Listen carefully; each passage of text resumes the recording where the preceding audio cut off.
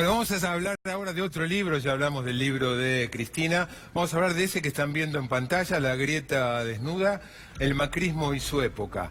Estamos con los dos autores, Martín Rodríguez, ensayista, y Pablo Tousón, politólogo, los dos además editores de un portal muy bueno de política, ciencias sociales, de periodismo en general que se llama Panamá Revista. Martín, Pablo, gracias por venir. No, gracias por invitarme. Realmente no es un elogio infundado, muy buen libro, lo he disfrutado y se me ocurrió hacer el reportaje de la siguiente manera. Tengo aquí varias frases que extraje del libro, se las quiero plantear para que ustedes profundicen y compartir las ideas con el público. La primera, ya que estamos en el día que el gobierno convoca a firmar un acuerdo sobre puntos básicos, una especie de consenso, y ustedes afirman en el libro textualmente, el consenso no da votos. Bueno, lo que vino pasando, sobre todo en los últimos años del macrismo, porque yo creo que los que más aprovecharon la grieta en términos electorales fue el PRO, que pudo explotar desde la minoría intensa que ya constituía antes, pasar a ser mayorías aprovechando muy bien el esquema de funcionamiento de la grieta. El planteo duranbarbiano, eso el comienzo del gobierno, contra incluso la interna del PRO, contra Monzó, contra el acuerdismo, los que querían construir una base de sustentación más grande para Cambiemos, era el consenso no da votos. O sea, la idea de que lo que eventualmente sirve para gobernar no sirve para ganar una elección. Ahora, ¿eso lo plantean como idea de Durán Barba describiendo al macrismo o ustedes están convencidos, más allá de las diferencias con Durán Barba, de que el consenso no da votos? Nosotros decimos algo que igual se repitió bastante, ¿no? Vamos a partir de una cosa. El libro se organiza en torno a una pregunta que creo que es una pregunta que nos hacemos todos hace muchos años. ¿Qué es el macrismo? ¿Cómo fue posible un gobierno así? ¿No? El libro está organizado, casi diría, y parte incluso, no sé, libros de amigos nuestros, amigos de acá de la casa, se organizan en torno a esa pregunta. Esa pregunta tiene dos respuestas. Una es explicar al macrismo y otra es por qué, cómo fue posible el gobierno de Macri y también cómo fue posible la derrota del peronismo, ¿no? El libro intenta hacer un estado de la política. El macrismo se monta sobre un consenso que no le es estrictamente propio, que es algo así como el derrumbe, o lo que ellos interpretan como el derrumbe del sistema político, del sistema de mediaciones. En el corazón del macrismo, en el corazón, si vos querés, teórico del macrismo, de Durán Barba, de Marcos Peña, lo que expresan, y muchos nos cansamos de explicar así, hay una idea de que se rompió ese sistema de mediaciones, de que vos convocás una Moncloa o a una gran escena de consenso y todos los que llegan supuestamente en pos de una representación, una vez que ingresan la pierden, no la tienen, es de mentira, es un mundo de apariencia, ¿no? Es decir, vos no podés sentar en la Argentina a la gran mesa de negociación de todas las corporaciones políticas, incluso de la corporación política estrictamente. Ese yo creo que es el fundamento ideológico de Cambiemos, ¿no? Una especie de liquidez de la política.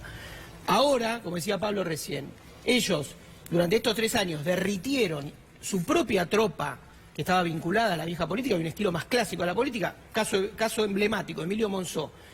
Cambiemos gobernó contra Emilio Monzó, contra la concepción política de Emilio Monzó, y en plena crisis supone que tiene que montar exactamente este nuevo edificio de la conversación política que incluso llega, al menos lo dijeron hoy, hasta Cristina. Entonces uno dice, se están un poco mordiendo la cola, ¿no? Sí, es como plantear, empezar a meter goles sin delanteros, habiendo sacado todos los delanteros. Claro. O sea, todo lo que fue el 2016 para acá fue la derrota sistemática de ese sector dentro de Cambiemos. Después de la elección de 2017 peor, porque ahí parecía que estaba validado al 100% la lógica que ganó en 2015, que es la de no acordar con nadie. No. El problema, y lo que nosotros denominamos la manta corta de la grieta, es que lo que sirve a lo mejor para ganar elecciones, por una cuestión, una especie de alquimia entre el balotaje y... Bueno, ustedes definen, otra de las frases que tengo aquí, al macrismo, no a Cambiemos, al macrismo, al PRO, como el partido del balotaje. Exacto. Creemos que tiene un...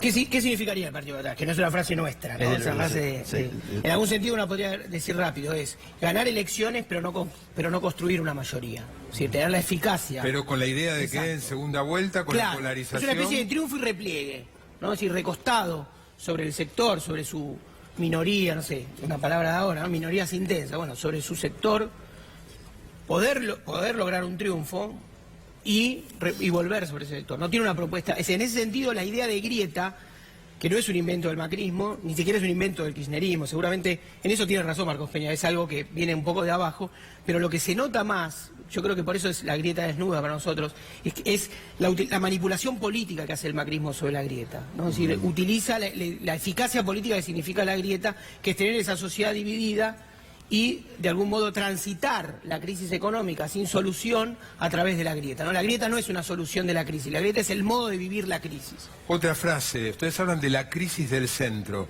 ¿Están anticipando que los candidatos del centro, que dado el escenario que hoy está planteándose, sería el peronismo federal, peronismo alternativo, Massa, Lavagna, Pichetto, etcétera, etcétera, no tienen chances? No, yo creo que no es que no tengan chances, yo creo que además hay una apelación en el libro en general a la creatividad política. Es decir, la política puede funcionar como un primer motor, puede plantear que la oferta genere demanda, puede hacer lo contrario, más o menos lo que plantea la grieta y sus teólogos principales, como Peña y Durán Barba, que es, bueno, yo me limito a ofertar lo que me demandan. Entonces yo, si no existe, no lo hago. En este caso... Eso es lo que ustedes definen acá como la política algorítmica. Exactamente. O sea, el problema con eso no solamente es que no da resultados en términos de transformaciones reales de la sociedad, sino que la política renuncia a una dimensión, ponele, pedagógica o alguna dimensión de tipo transformadora real. Se limita como... un poco replica la lógica del mercado y es darte a vos lo que a mí un focus me dijo que tenía que darte. Ahora, pensando en eso, cuando lo leía, el mercado, o sea, el que demanda o el votante, no es que cae en un plato volador desde Marte. O sea, sus ideas y sus pensamientos vienen condicionados por la sociedad. Vienen condicionados por los medios, vienen condicionados Es que esa es medio la trampa de lo que nosotros decimos la ciencia Durán Barbista, que es un poco descripción, un poco programa. Un poco quiere eso también. No solo que lo describe, sino que le parece que eso es un buen ideal de sociedad. O sea, entonces ahí es donde la parte donde decís, bueno, hasta qué punto es una descripción empírica de cómo funciona realmente el mundo hoy y hasta qué punto no es una explotación y un deseo de que así sea.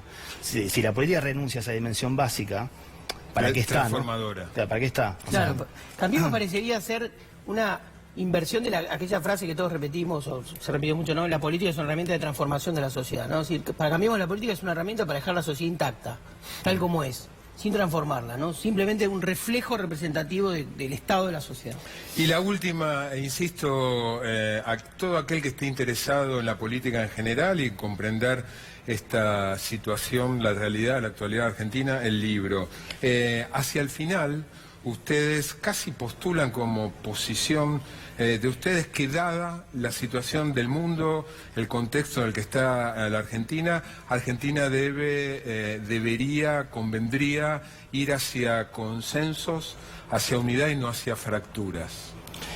Si uno ve, agarrar los modelos de la democracia y no irnos a la historia argentina, hay dos momentos. Entre el 87 y el 91 la Argentina procesó con una clase política activa, en ese momento, con una especie de Moncloa que no decía su nombre, que era contra el partido militar, y a favor de la democracia, Alfonsín, Cafiero, dos hiperinflaciones, 3 alzamientos militares, la toma del cuartel de la Tablada, la caída del muro de Berlín y una interna peronista. Todo eso junto en 3-4 años de la historia argentina. En el 2001-2002 lo mismo sucedió en el pacto dual de Alfonsín, que más o menos transicionó la Argentina de la crisis.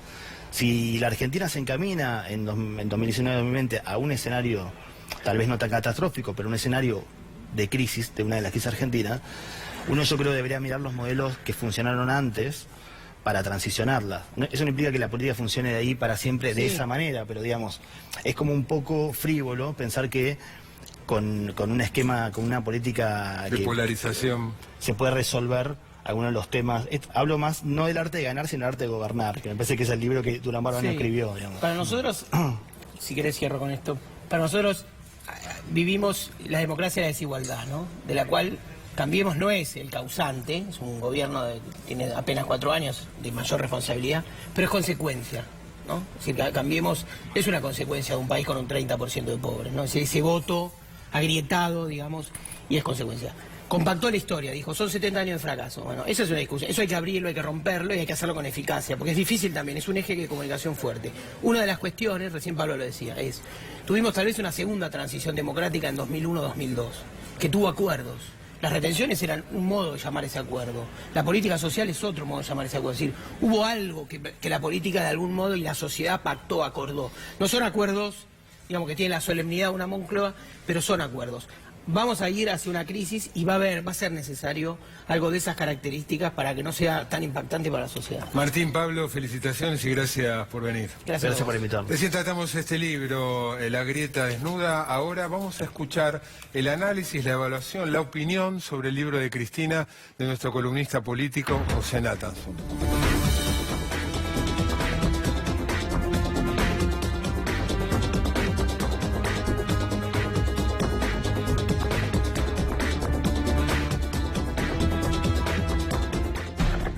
Muy ansioso porque no lo charlé con él. La idea es escucharlo, así que me voy a enterar junto con ustedes cuál es la opinión y el análisis de José sobre este libro que va a ser presentado con mucho ruido y mucha repercusión el próximo jueves. Muy buenas noches, José. ¿Qué tal, Marcelo? Buenas noches. Bueno, el libro de Cristina, empecemos por decir que es inabarcable, es torrentoso, es yoico, es ella hablándole a quien lo está leyendo, digamos. No cuesta mucho imaginársela a ella pronunciando las palabras que están escritas en este libro, incluso algunos de sus modismos, de sus giros, el too much, el Dios mío, esas cosas que ella decía, esas palabras que ella, esas onomatopeyas casi que ella introducía en los discursos están muy presentes en el libro. Hay 1000 maneras de entrar del libro. Yo elegí 2 o 3 que me parecen especialmente interesantes. Ella dedica largas páginas a hablar de la justicia, personaliza poco, personaliza en Mañeto, personaliza en Fontevecchia, personaliza poco, de todos modos, habla más de procesos, de cuestiones, se dedica mucho tiempo a defenderse de acusaciones que cuando uno a veces se las olvida, en muchos casos realmente muy infundadas, uno se acuerda de cosas que se han dicho en algún momento contra el kirchnerismo, uno dice, bueno, esto obviamente es una barbaridad, hay mucho de eso, de defensa. Su explicación del patrimonio, yo llegué rica, llegamos ricos con ahí con se Néstor. queda, ahí se queda. Es eso y la explicación de... ¿Eso te convenció? No estoy lejos de ser un especialista en el tema, me parece que no. No, me parece que no, que a mí no me convenció. Que ganaba los juicios. Sí, y que bueno, que fue Cruz. juzgada varias veces por eso, que ella presentó, igual que su marido, varias declaraciones juradas, que nunca se le objetó hasta que se fue de la presidencia. Eso es lo que ella dice. Igual no es un tema con el cual yo me haya metido alguna vez. Yo elijo lo siguiente, Marcelo. Ella no se arrepiente, pero ella sí acepta que habría que haber hecho algunas cosas de manera diferente. Menciona las cadenas nacionales, memorándum con Irán, dice que fue una ingenuidad geopolítica, y usa una palabra que es interesante en su boca, que es omnipotencia. Es omnipotencia, la palabra está textual en su boca. Y al mismo tiempo tiene un sentido estratégico el libro, que es que se ocupa muy claramente de no destratar a posibles aliados futuros o actuales. Uno de ellos, Hugo Moyano, por ejemplo. Recorté esta frase con la cual Cristina ha estado muy peleada y ha dicho cosas muy críticas respecto de la posición de Hugo Moyano. Mutuas, ¿no? Mutuamente. Dice, lo que le reconozco a Hugo Moyano, después de todos los enfrentamientos que tuvimos, es que él nunca traicionó a los trabajadores de su gremio, algo que han hecho otros dirigentes. Considero que Moyano, después de Gualdini, fue el último gran secretario que tuvo la CGT. Ahí hay un sentido estratégico del libro de Cristina, que es de personas con las cuales ella tenía una diferencia muy profunda en algún momento. Uno dice Moyano, está Alberto Fernández, está Felipe Solá. Ella se ocupa de tratarlos bien, porque Cristina va hacia lo que, creo yo, Gioja denomina el kirchnerismo del 80%. Es decir, no va a haber unidad de todo el peronismo, pareciera, vamos a ser más cautelosos, pareciera que no va a haber unidad de todo el peronismo. Tratemos de que la unidad del kirchnerismo sea lo más amplia posible, que el kirchnerismo llegue lo más lejos que se pueda, siempre y cuando se cumple una condición, que la cual ya hemos hablado y hemos generado alguna discusión con eso en este programa, que es que la conducción es de Cristina. Esa es la condición. Si se acepta la conducción de Cristina, Moyano, Felipe Solá, Alberto Fernández, el movimiento Evita, los movimientos sociales, Juan Grabois, todos sectores, dirigentes que en algún momento estuvieron en el kirchnerismo, no estuvieron, se fueron, se pelearon, pueden ser... Bueno, el acto de Pino el otro día, Pino, ¿no? Solanas, pueden ser reincluidos. Me interesó un tuit de Axel que podemos mostrar ahora, que se conecta un poco con lo que hablaban Martín... No, el anterior, por favor, Santi. Que se conecta con lo que hablaban recién Martín y Pablo, que es un tuit que emitió Axel en relación a la grieta. Mira este tuit de Axel de hace un par de días. La grieta es un mecanismo para llenar de odio la discusión política y nosotros creemos que es la política el mejor instrumento para cambiar la realidad. Desengrietar. Desengrietar, es un buen verbo, como desendeudar, desengrietar. Esto me parece que es un poco la estrategia del kirchnerismo que uno infiere del libro. Dicho esto, al mismo tiempo, cuando uno lo lee... Ahora, el kirchnerismo, Cristina, no puede abstraerse de la responsabilidad de la grieta en la que está el país. Sí, y en el libro... Y no es el macrismo la profundizó, la siguió, pero no puede quitarse responsabilidad. No, de hecho ella no usa, hasta donde yo la palabra... recuerdo, no menciona la palabra grieta. Sí me sorprendió en la boca de Axel, por eso lo traje. Es un libro que fideliza más que lo que abre la discusión y lo que... Es un poco respondés la pregunta mía del comienzo. ¿No puedes jugarle como un boomerang? Entonces, un boomerang. Yo lo que sí podría decir es que no creo que a través de este libro Cristina consiga nuevos votos. Ajá. No me imagino a una persona que no la vaya a votar, que lea el libro de Cristina y diga, ahora sí la voy a votar. Eso no me cabe en la cabeza. Sí creo que sirve para fidelizar a sus votantes, para recuperar centralidad, para romper el silencio, que es algo difícil. Digo, no me quiero poner en psicoanalista lacaniano, pero romper el silencio es algo complejo después de muchos años de silencio. Dos cositas más. No es un libro programático, no hay idea de futuro en el libro. Eso me parece una crítica interesante que yo le formulo al libro. Una forma de hacer la autocrítica que se le reclama al kirchnerismo es decir qué vas a hacer para adelante, y decir que vas a hacer algo... Fue una constante de Cristina. Sí, hablar poco hacia adelante. Sí. Una constante durante sus dos mandatos. Y sus campañas, Pero este libro, yo no digo que este libro debería ser un programa de gobierno, sería un libro aburridísimo, nadie lo compraría y pasaría desapercibido, como son muchos los libros de los políticos. Labaña escribió un libro por el estilo. Ahora, es un libro que no tiene una idea de futuro. Esta me parece que es una crítica fuerte. En un momento en el cual el kirchnerismo está ocupando un lugar de muchísima centralidad, no vendría mal que el kirchnerismo, por lo menos Cristina, le empiece a explicar a la sociedad qué quiere hacer. Gracias, José. Vamos ahora a un breve corte y cuando volvamos, el anticipo, la presentación de un nuevo segmento que va a tener Desafío 2019 en lo que resta del año con el señor Claudio Martínez. No te lo pierdas.